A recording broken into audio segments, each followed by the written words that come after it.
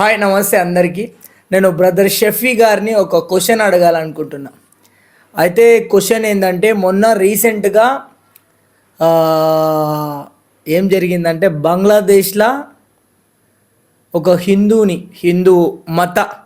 మతం గురించి చంపడం జరిగింది. మతం గురించి మా దేవుడిని తప్పుగా అన్నాడని అక్కడ వినింది.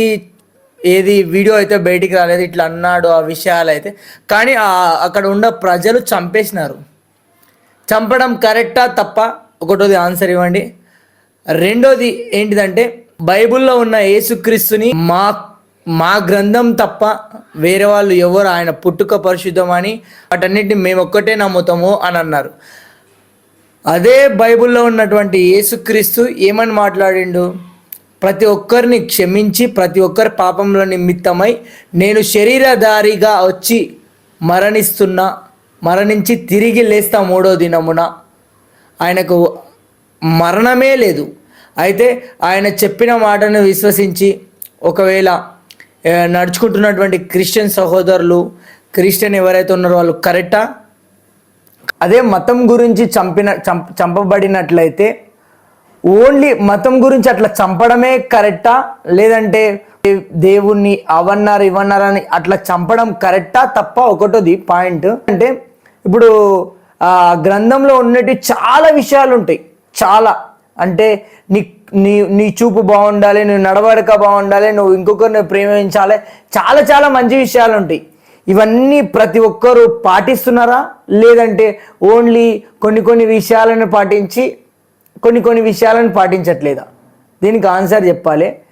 రెండోది ఏంటంటే, క్రిస్టియన్ కూడా పాత నిబంధనలో ఒక మాట ఉంటుంది, ఎవరైనా దైవ దూషణ చేసినట్లయితే వాళ్ళని చంపేయండి, నరికేయండి అని ఉంటుంది.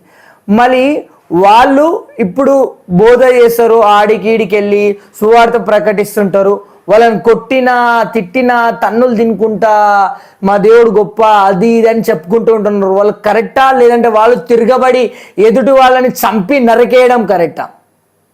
యేసుక్రీస్తు ప్రభుల వారు చెప్పిన మాటని వాళ్ళు పాటిస్తూ వారి యొక్క శ్రమని, అంటే దేవుడు రెండో రాకడ ఉంది అని ప్రకటించుకుంటూ ఉండడం, లేదంటే వాళ్ళని ఎవరన్నా అవి అన్నప్పుడు మా దైవ దూషణ అంటున్నారు అని చెప్పి వాళ్ళు కూడా సువార్త ప్రకటించడానికి వెళ్ళినప్పుడు చంపడం కరెక్టా? ఈ రెండు విషయాలకి సూటిగా ఆన్సర్ ఇవ్వాలి. మూడవది ఏంటంటే, ప్రవీణ్ పగడాల గారు మీ గురించి అన్ని వీడియోలు మాట్లాడినా కూడా మీరు ఎందుకు స్పందించలేదు? ఆయనతో మీరు ఎందుకు మాట్లాడడానికి కానీ, లేదంటే ఏదైనా ఒకప్పుడు డెబిట్లు అవి నడుస్తుంటే ఎందుకు అప్పుడు మీరు స్పందించలేదు? ఇదొకటి. మూడవది. నాలుగవది ఏంటిదంటే,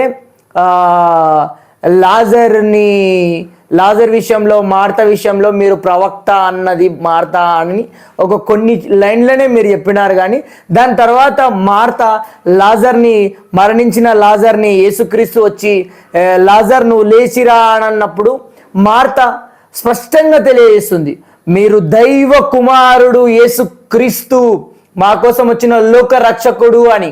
అంటే లోక రక్షకుడు యేసుక్రీస్తు అని మీరు నమ్ముతున్నారా? మేము మా గ్రంథంలో మాత్రమే యేసుక్రీస్తు గురించి ప్రస్తావనిస్తాం, వేరే ఏ గ్రంథం నమ్మదు అని అంటున్నారు. కాబట్టి యేసుక్రీస్తు దైవ కుమారుడు అని మీరు నమ్ముతున్నట్లనా? దీనికి సూటిగా మీ ఆన్సర్ ఇవ్వాలని. నాకైతే అన్ని విషయాలు తెలియవు. నాకు తెలిసిన కొన్ని విషయాలను బట్టి మిమ్మల్ని అయితే క్వశ్చన్ వేస్తున్నా. నాకైతే అంత తెలిసిన మనిషిని అయితే కాదు.